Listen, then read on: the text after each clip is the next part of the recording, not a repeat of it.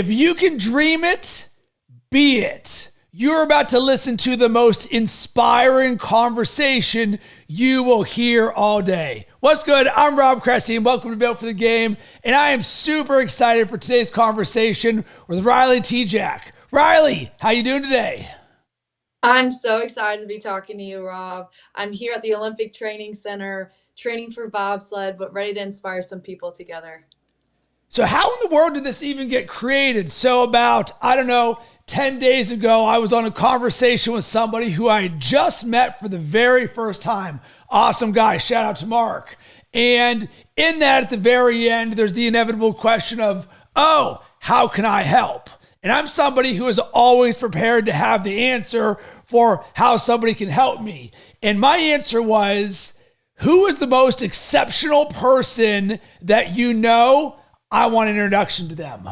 And Mark chose you and connected us. And you and I had a conversation. We totally vibed. You told me about all that you have going on, from the release of a book to you on your journey of winning an Olympic gold medal to everything in between. So Riley, before we get into the depths of this, can you give a quick overview on who you are and what you do? Absolutely. Shout out, Mark. Thank you. And this is so much about the power of connection and who you know. But a little bit about me. I am 28 years old. I'm an active duty United States Marine Corps captain. In addition, I'm a member of Team USA Bobsled, where I'm here at the Olympic Training Center right now. I'm a pilot trying to be the first female Marine in the Olympics. I also have just got off winning my last race, a gold medal, in the North American Cup here in Lake Placid. In addition to those two things, I am a new children's book author of my book, If You Can Dream It, Be It. So this is something pretty new that I've also taken into. I know we've been able to talk about the book. I'm really excited about that. And then I do a variety of different other things. I'm a speaker. I've won a couple game shows, just appeared here and there and everywhere. Wow, I love it. And I appreciate you appearing here. So if you can dream it, be it. That resonates with me because among other things, I'm a dreamer. I left my old life 12 years ago to go all in on living my dreams and making them happen. And a lot of people say, it's like, well, Rob, what was it like that moment before you took that leap? And for me, it was a very simple one. I said to myself, I would regret it for the rest of my life if I didn't give it a shot at making my dreams happen.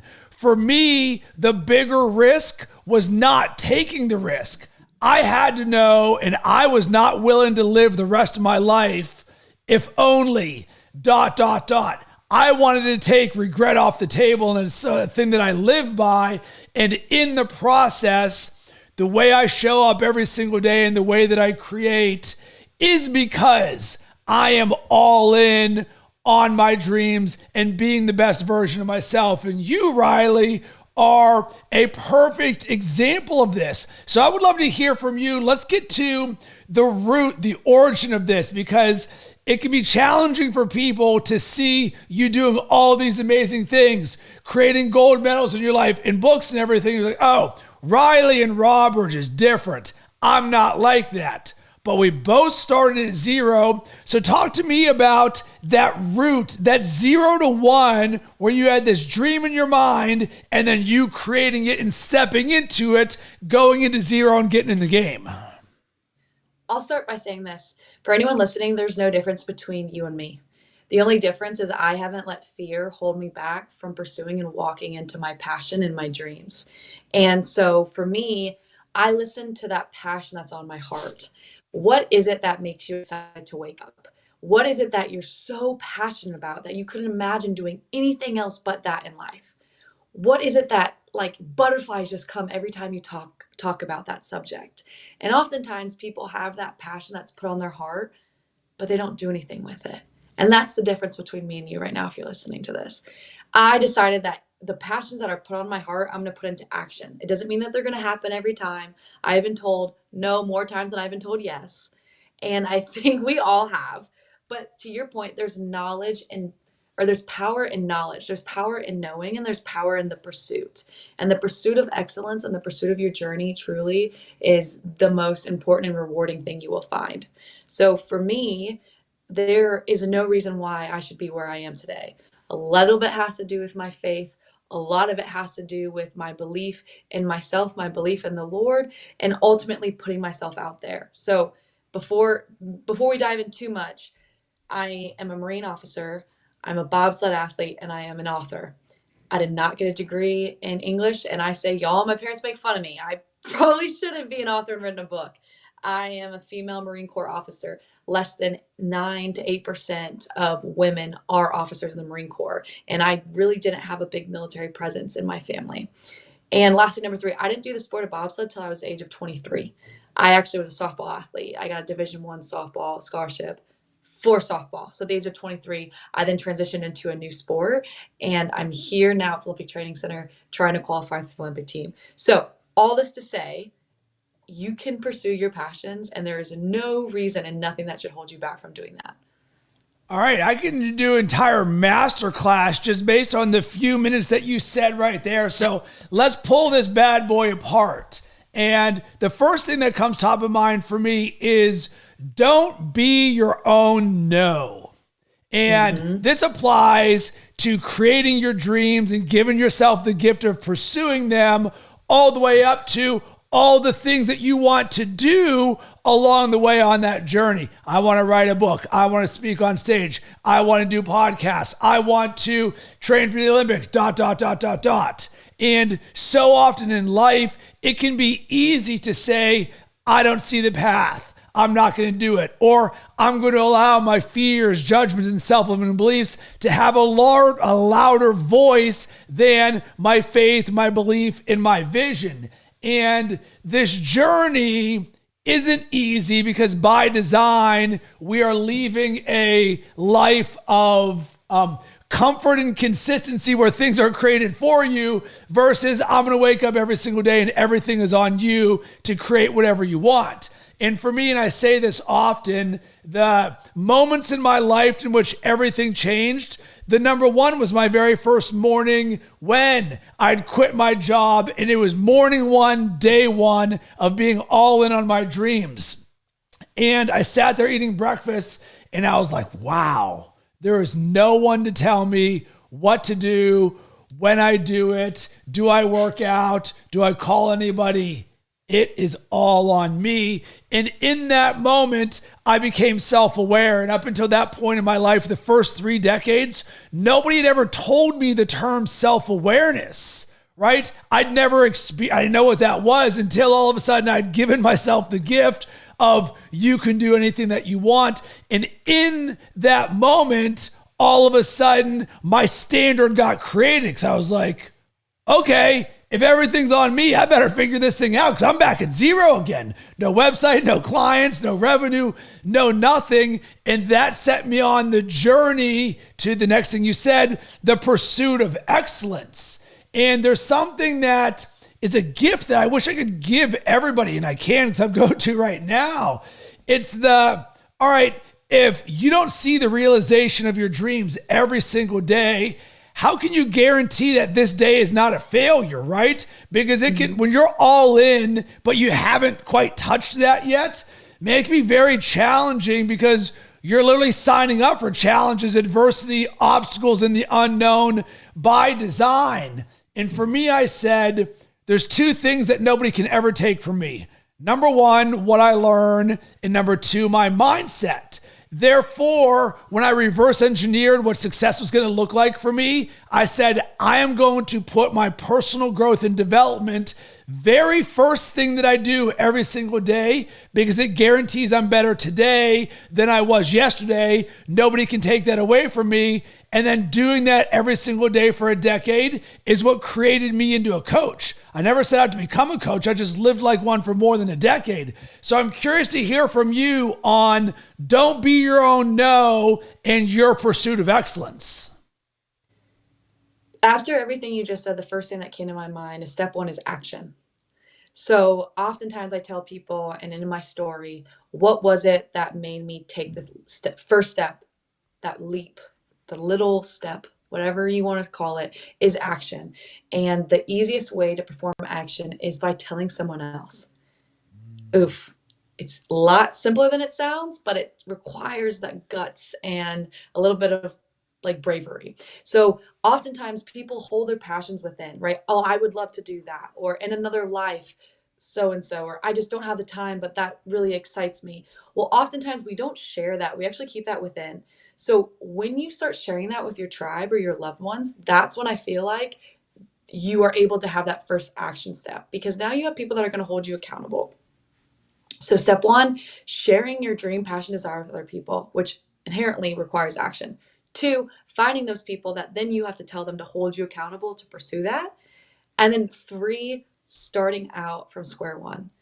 And there is so much knowledge, because you talk about what you learn and learning something. And let me tell you, majority of the time, you're not the first person to do it. You don't need to reinvent the wheel every single time. That's when then you reach out to other people. Then you start asking for help. Hey, do you know anyone that does fill in the blank? Or, hey, could you connect me with so-and-so? Or for goodness sakes, if you don't talk to people, go onto LinkedIn and start adding them as friends and send them a message. But there's some kind of action step that needs to take place. There needs to be something to do with your boldness and your courage and taking that big leap forward. And that, for me, drives from my favorite Bible verse, which is Joshua 1:9. And it talks about being bold and courageous. Do not be basically anxious or fearful for anything. And it's the pursuit, right? I'm not saying the answer is going to be yes and every single door is just going to open for you. But you won't know if you don't make an actionable step. And it's so much easier when you get help from the people around you. You do not have to do this process alone, no matter what it is. And oftentimes you are going to require support. And so that's the best actionable step that I could take. For me, the second I told the news and media outlets that I was going to write a book before the age I was 30, I looked at myself and I was like, oh no, it's real now. I just told people. I myself have to hold myself accountable, but anyone who's reading this is going to expect that from me, and now I have to do it. And it kind of lights that fire under yourself of like, I just put it out there and now I must follow through. And again, most people just won't put it out there. So I think that's step number one. All right. So 2 hours ago, I just recorded a podcast with my friend Fiona Ross, where if you're listening to this in the future, go back and listen to the episode with Fiona and I. And what we talked about is abracadabra. I create as I speak. Your ability to speak things into existence. And for a lot of people, this might come off as a little bit too woo-woo. But then there's those of us who live by this, right? And we understand the power of language, the power of creation, and your speaking is an invitation and it's an energy that you can put out there. So for me, anytime I want to step into the next level of my identity in who I am, abracadabra, I'm going to speak it as much as possible, which Riley, that is exactly how you got here. Because what is the thing that I spoke? Who is the most extraordinary person that you know? I want an introduction to them. Boom, there's Riley. Because guess what my strategy is this year? Every single person I talk to that says, Rob, how can I help? They're going to get the same answer. Who's the most extraordinary person that you know? I want an introduction to them. And you said something that there's levels to this game. And you said the word accountability. And yes, we can have people that can hold ourselves accountable. We also have speaking something into existence. And by publicly declaring this, oh, whoa, now I'm on the line for this. So there is social accountability. But I think there's a more important one for someone like you and I, but certainly with you and all that you have going on, is self-accountability, right? Because you and I are on these one-of-one journeys. And even though there's going to be a lot of people involved in this journey, it is still our ability every single day to get up and be the person who is committed to excellence in the pursuit of mastery and making their dreams happen. So I'm curious from you because with you on the journey of creating an Olympic gold medal, I would love to hear more about your mindset for accountability, because now we're going to be driving into your processes, your systems, because this is where the real challenge is, because it's really easy to not hold yourself accountable, or as I like to say, comfortable is always comfortable, right? But nothing great ever came from your comfort zone. Therefore, one of the things in the pursuit of excellence is your ability to embody self-accountability. I'm going to ask you a question, and this is rhetorical for anyone who's listening. If you were to describe 5 of your best friends or people that you love the most, would you use the word to describe them as liars, failure to commit, not showing up on time, flippy floppy all over the place? The answer would be no, I would hope. I would hope that the people that you're surrounding yourself with, your bestest of friends, all this stuff, are not going to leave you hanging, are not going to lie to you, are not going to say one day they're going to do something, the next day they don't. So why do we do that for ourselves? Oof. Why would you be the person to lie to yourself, to not show up for yourself, to be flippy floppy, wishy-washy, all of these things? And that, I think, is why some people don't like themselves, is because you don't even enjoy the company of yourself. So you want to talk about that self-accountability? Be someone that you would want to be friends with. Be someone that shows up for somebody. Be someone that shows up for yourself. Be someone who, when they say that they're going to do something, they follow through. I'm not saying you're going to be successful at it, but you at least do it, and you can feel good while you do it because you were telling the truth and you did what you said you were going to commit to. And that in of itself, I think a lot of people don't ask that hard question to themselves. So for me, how my process works is I want to wake up and I want to win every day. What's important now? How can I win? How can I be successful? And focus on my priorities of those days. And for example, the priority recently that I'm having here at the Olympic Training Center is performance. So my priorities are eat, sleep, and train. Number 3 priorities that I'm working on. And then in addition, I can't ignore the fact that I'm a Marine officer. I'm a Marine 24/7 nonstop. That also is my top priority. So as I'm training, I also have to realize how can I balance, and again, I don't love the word balance, but for lack of a better term, how can I also juggle and fix in my work accountability? And then I'll then fill my schedule with the other things that are of lower priority if I have time. So for example, I could be taking a nap right now. I could be watching a Netflix series, but for me, it's a higher priority and something I'm more passionate about to get up on here and to try to inspire other people and share my story and to motivate them and pull something out from them. So the way my brain works is I want to be the best version of myself constantly. So I want to be engaging and pulling things in my consumption rate of things that are going to uplift me up. If you don't feel like you have a good consumption rate, ask yourself, what is showing up on your social media page for recommended? Oof, you'll then see, is it something that's positive? Is your consumption negative? And the more you start surrounding yourself with people you want to be, it'll have that effect on you. But make sure you're in that crowd too. Who are you giving off to? Like, what are the things that you're doing that people are like, I want to be around her. I want to be introduced. I am ready when that message was made to be at a great place to be like, you know what? Yes, Rob, like, let's meet. And you know what? I have someone that you can meet too. And just the cycle continues to go on and on and on and on. So I don't think that there's anything overly special other than it is a habit to live a life that you're proud of, to look at your priorities and to execute accordingly and to hold yourself accountable. Yes. And let's drill down on the micro even one step further around the power of consistency, right? I'm vibing with everything that you said. We're listening, we're watching right now. You're like, yeah, you're right. But every single day, so now we're going to go from the ability to show up as the best version of yourself and win today once. Any of us have won one day, right? We all know, because you can just say, hey, go to Saturday. Man, great day Saturday. Versus, let's do this for a decade in a row every single day. And for me, the way that I coach this and I live this is that our conversation we're having is a mindset, a lifestyle, and a way of being, right? So we do hard things by design because we know the journey that we are on is hard. So we're building various, as I almost like to see, armor inside myself, because the second that I step out, there's going to be a bunch of arrows, fear, judgment, challenges, self-limiting beliefs. shooting at me. So prepare for what's difficult when it's easy. So for you, when you're sitting there and you're on that run in the bobsled where, boom, we're winning this gold medal right here. It's going to be a series of you getting up one day at a time, one, and doing so in a way that is world-class, in a way that nobody else ever does.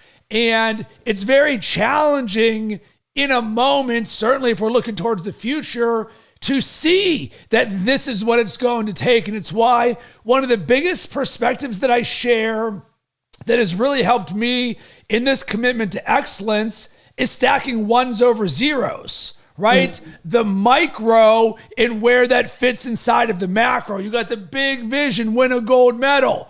All right, what is that going to take? It is going to take the power of consistency, not only every single day, but understanding this is actually on a moment-to-moment basis, because it is just as easily to get off course in one moment. This training didn't go well, or this thing happened with a client, and your ability to shrink that dispersion and refocus on the thing that makes you the best version of yourself. And this is where the mental side of things comes in, because there is certainly going to always be people who are bigger, faster, stronger, but that doesn't mean that their commitment to consistency and excellence and the way that you design your days every single day for 4 years in a row. Can you speak to that?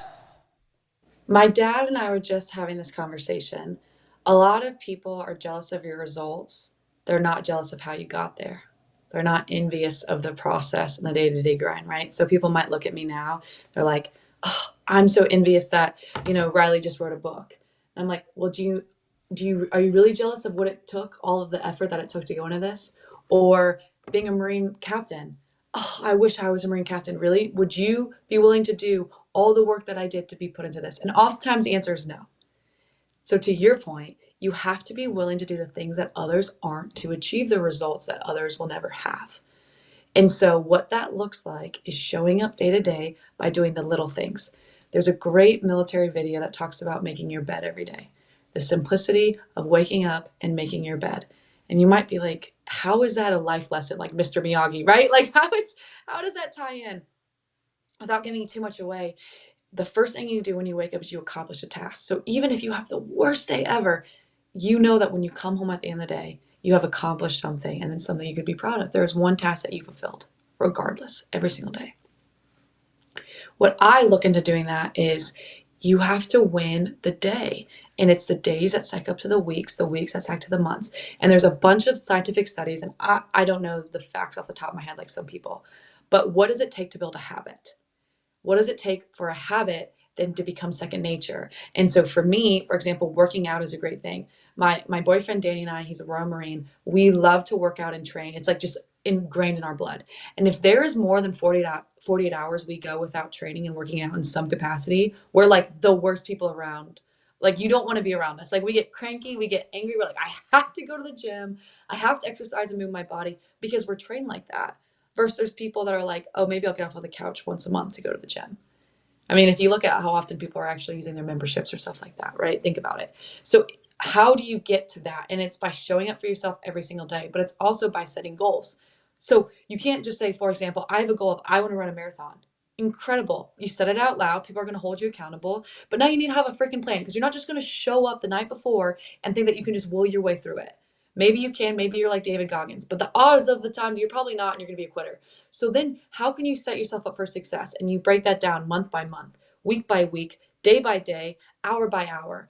And what are these things that I can control, that I can do to make sure that this now becomes a habit? So when I go on these runs, it's no factor for me. When things happen in life that are hard for me, it doesn't knock you down. I always say this, if you haven't had a hard day yet recently, one is coming. And I hate to be the bearer of bad news, but what is your foundation built on? And so for me, I look at this from a faith standpoint. In Christ, I want to have a firm, strong foundation, which I know that I do, because when the wind comes and a storm comes that wants to knock it down, it may knock some stuff down, but you're not going to mess up that interior. And we talked about this earlier. How do you do that? By building resiliency. How do you do that? By doing hard things. Well, what's a hard thing? Well, what's something that makes you uncomfortable? So I'm not saying you have to go Jocko Willink and wake up at 0434. That's not what I'm saying. But put yourself out there and do something that's hard. I think that's why people like cling to like cold plunges right now. It's uncomfortable to put your human body into it. People are like, well, Riley, you bobsled, you're used to the cold. It does not mean my human body likes cold temperatures. Right? Taking a cold shower, immersing yourself in cold water sucks, but it's that mental resiliency of doing something that is hard. For some people, going up to a stranger and having a conversation is hard. And if you know that, start doing it. I was talking to one of my really good friends. She's like, I used to hate videoing myself on social media and speaking to, my fans. And she goes, so I just started doing it. And now it's like secondhand nature. So for so many of us, if you know there's a skill or something that's hard for you, and you struggle with it, start doing it. Day by day, make the decision to choose the route less traveled. Day by day, do something that's hard and you build up that cookie jar. What I mean by that is you have this big jar and the more cookies that you can have and you can stuff into it, when things are really get harder, you question yourself with the self-doubt because it's coming. You can look back and you're like, I can do this hard thing because look at all the hard things I've done in the past. And I think being able to have a really big, massive cookie jar is something that I'm very interested in. And it allows me then when a challenge arises and I want to do something like writing a brand new book, I'm like, I have done hard things. I can figure out a way to do this. And then you do. All right. Here is the level up. Hard things by design. Right? So this, prepare for what's difficult when it's easy. So this is why so many of us have done Andy Frisella's 75 Hard or the Live Hard program or running a marathon because it activates something different in you. And for me, there's a phrase that I live by that you're speaking about. Earned confidence. Where does confidence come from? You know where confidence comes from? Doing the work all day, every day for more than a decade straight, right? So this is your ability to do hard things. Oh, it's raining out. Nobody's working out. You're like, boom, no one's working out. That's my opportunity to get the inch. I was listening to a podcast that shared a really good perspective that said, you cannot get in shape in one day. Just not possible. Right? So we live in this world that wants this instant gratification, but if you want a six pack or to look really good, it's going to take this power of consistency. And for me, the reason why I show up the way that I do and I exude this energy is because I've earned it every step of the way, because I also know where I started from, not only just zero, because yes, I went to zero, but I started from like way not zero. So in the negatives, no self-awareness and no growth mindset. So I would consider that like I started at -1. Get to zero and you're like, cool, clean slate. But the more you do, so Riley, when you said your friend who didn't like what she looked like on camera, the best in the world use that as an opportunity. One of my favorite books is The Obstacle is the Way by Ryan Holiday. What stands in the way becomes the way. Okay, if I don't like what I look like on camera, I'm about to do this 1,000 times in a row. Why? Because I got a hole in my boat, right? Because there's something, a story that is not serving me. So let me take the thing that is stopping me and turn that into the thing that becomes the way. And this becomes the superpower because so many people, I've never done this before, is the reason where the fear, the judgments, the self-limiting beliefs, and the uncertainty is going to come in. I've never been the pilot of a bobsled before. I have a softball's my background, right? Mm-hmm. All the reasons make sense. You look around you. Do I know anybody else around me wants to be an Olympic gold medalist?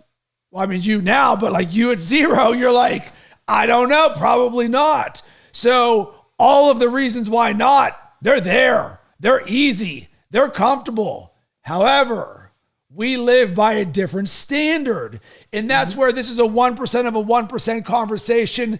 And what I enjoy about your perspective is because those who do the work appreciate those who do the work. Because even though you and I just met 10 days ago and we live in different parts of the world and have different journeys, you're going to be an Olympic gold medalist and I'm a leader of a global movement helping 10 million people. But guess what? Both of us are going to pay our dues every single day and we are going to earn our confidence. Yeah. And so for anyone listening to this, I don't expect you to be like Rob or I. You're going to have whatever that passion and desire looks like. It does not mean that you can't get to our level. It's attainable. It's right there in front of you, but it starts with one easy decision after hard decision. And that's to show up for yourself, to hold yourself accountable, to then ask and invite others to hold you accountable and take actionable steps moving forward. How does it start? It starts by you starting. There's never a better time to start than the now because you should have started yesterday. And there's no excuse if you do fall behind because you will at some point. Do not let that be the reason why you stop and do not start again. It's okay. Being consistent doesn't mean every single day. But being consistent, if you do majority of your days, will work out and get better and better for you each day, each step of the way. Yeah. And Riley, in the journey of consistency, let's say we have 100 ones, right? In a given day, we'll just say there's 100 of them. Well, we might get 84 one day, 62 one day, probably not 12 one day, but we don't think that consistency isn't about being perfect, right? Right. We show up and there's full lives that we live, right? So like you, if I don't work out usually by about noon every day, I can't stop thinking about how I haven't worked out, and I will have to work out just so I stop thinking about working out. And this is the most real-time thing possible. So Riley, right now it's 3:35 p.m. East Coast time when I'm recording this.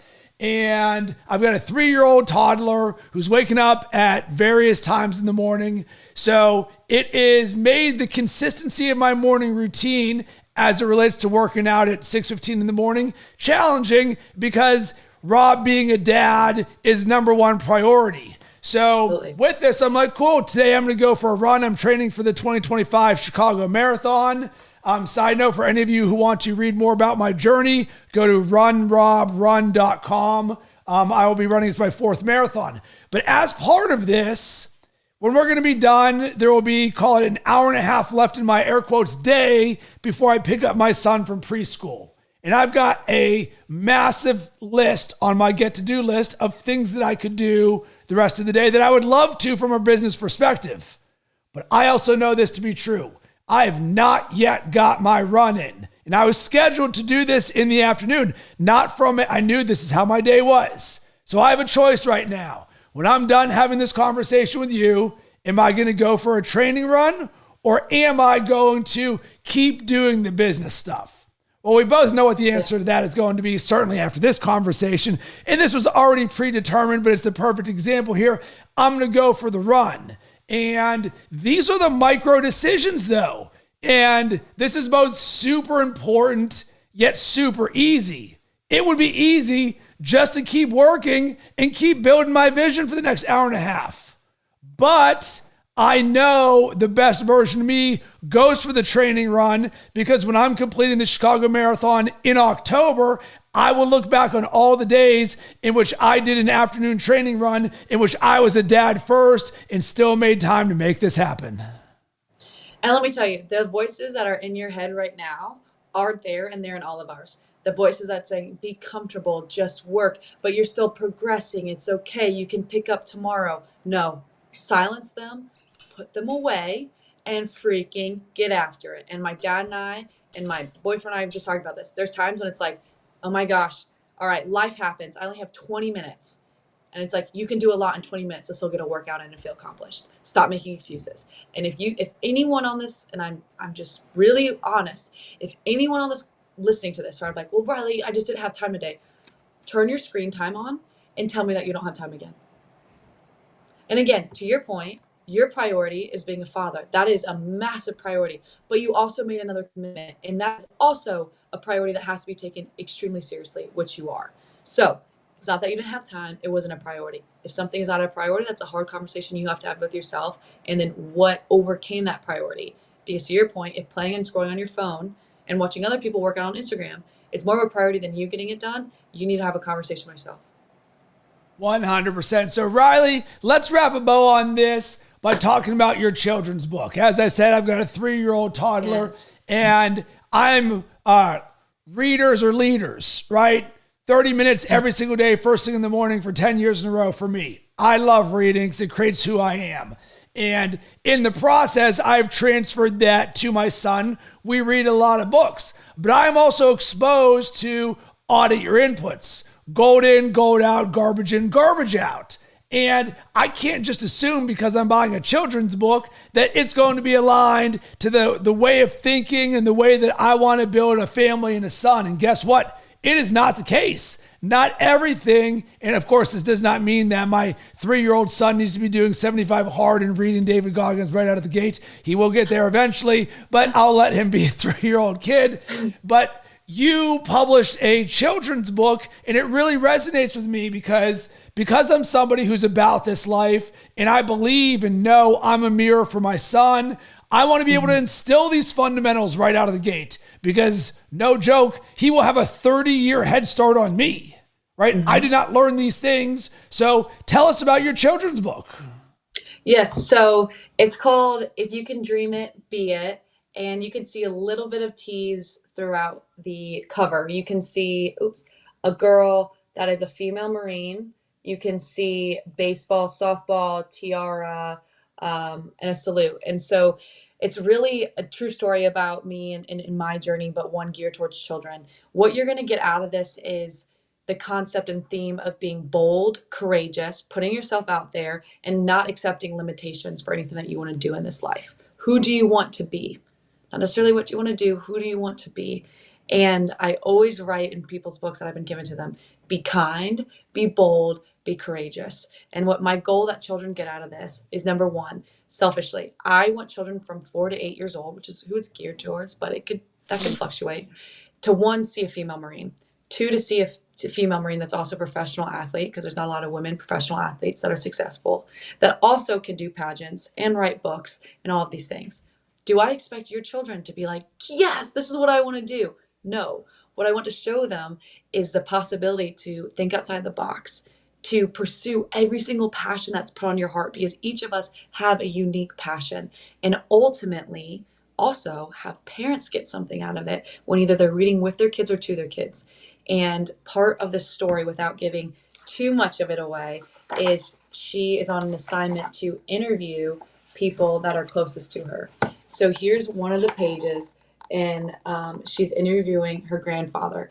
My grandfather was a Marine, and she's asking about being a Marine. But she also interviews her father. My father was a professional athlete, etc.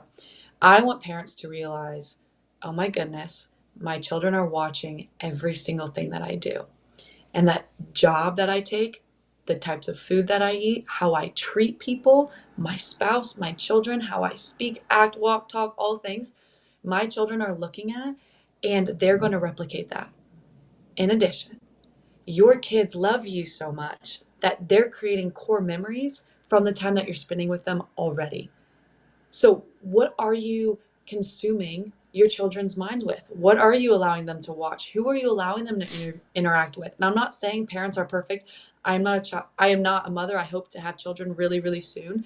But being aware of that, of like, wow. For example, people ask my parents, how did Riley become what she is? And it's not just one person. It's all the people that were around me as a child that like poured into me, that I'm like, that's why I am able to be who I am.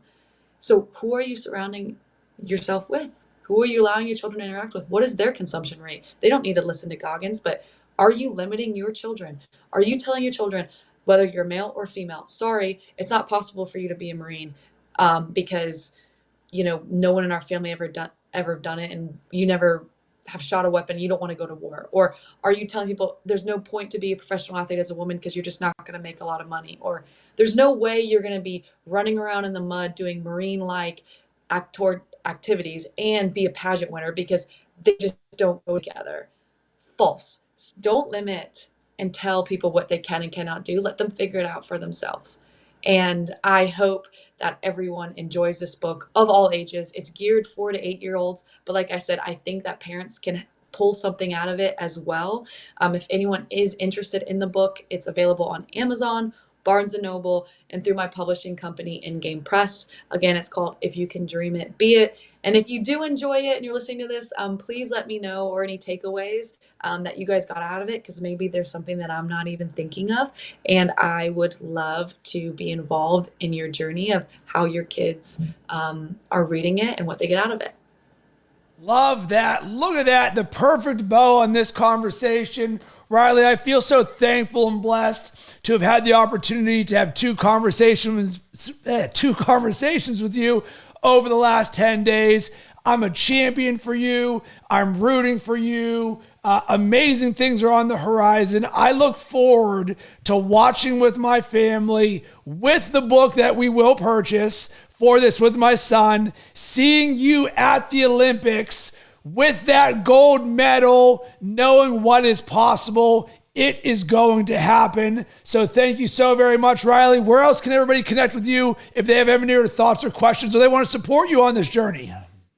Absolutely. You can connect with me on LinkedIn, Riley Tejcek, or on Instagram, Riley.Tejcek. I love interacting with people that say, hey, I listen to your podcast, I have some more questions, or hey, I just want to follow each other and motivate each other. I'm like, heck yes, let's do it. Let's uplift this community. So please, please, please reach out. I will always respond. And I would love to hear from you. There was so much goodness in here. What resonated with you? What caused you to think or take action? You can hit me up on Instagram, Facebook, or LinkedIn at Rob Cressy.